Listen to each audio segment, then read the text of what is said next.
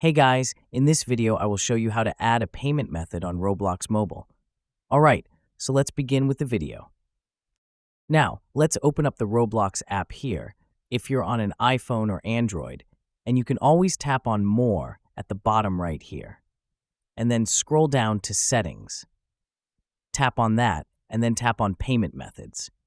You'll be able to see any of your payment methods that are already on here, but unfortunately it doesn't give you the ability to add a new one on here.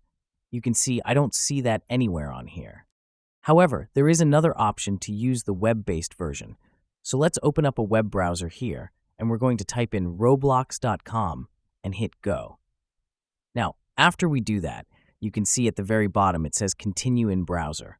Let's tap on that, and then again we'll tap on the gear icon at the top right, and then choose Settings.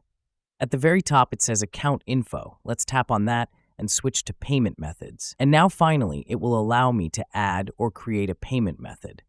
So hit Add, and I can enter in the credit card number or the debit card number.